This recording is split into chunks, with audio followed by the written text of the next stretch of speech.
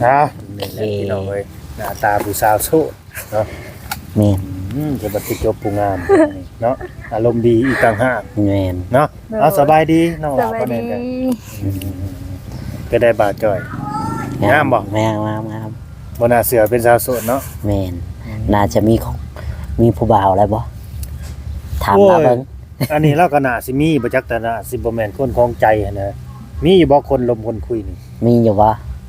ยัง ยังบ่มีปาด มี เถ อยู่ อะหรือว่าบ่อ้ายบ่เสือเดี๋ยวก็บ่มีนี่ต้องมีแหละ เราเลือกก็บ่จักบ่ เจ้าบ่แม่นคนของใจนี่นะ แม่น อืม ผู้จบผู้งามปานนี้ว่าสิว่าบ่มีคนคุยเนาะ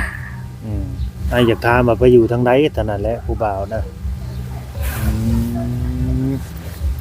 ก็เพิ่นสิออกมาแบบว่ามาเปิดใจอีกเนาะ โดย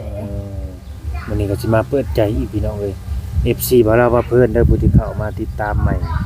เนาะถ้าผู้ติดตามเก่าก็น่าจะพอฮู้อยู่ โอ้ติ เนาะ อืม อาจจะจำได้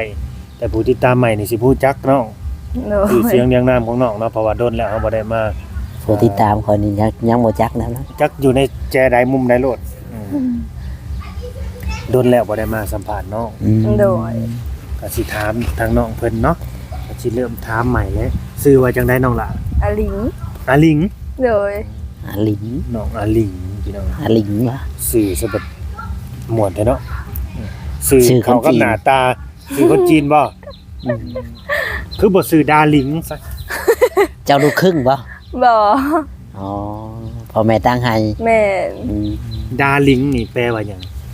โอ้ย ความหมายดิ ความหมายดาลิงนี่แปลว่าหยังฮู้อยู่ที่ ถ้ามีคนมาเอิ้นดาลิงเนี่ยมักอยู่บ่ มักอยู่ สมมุติมีหนุ่มๆมาเอิ้นดาลิงเจ้าเฮ็ดหยังอยู่ดาลิง เปลี่ยนชื่อใหม่ เนาะปัจจุบันนี้อายุจักปีแหละน้อง ซอ อาลิง22 อืม 22ปี22ปีพี่น้องเฮาสิไปหาสารมานั่งก่อน นั่น ไว้ นั่ ได้ น นั่ ค ง รับ ยองๆนั่นเนี่ยเดี๋ยวสิไปหาสารน้ำน้อง ยัง2 ปียังเข้าโรงเรียนอยู่บ่หรือ จ ว่า บ จบ แล้ว จบแล้วเรียนจบห้องใดนี่ เรียนจบของม อ๋อกับ่ได้เรียนต่อ .7 อืมก็ออกมา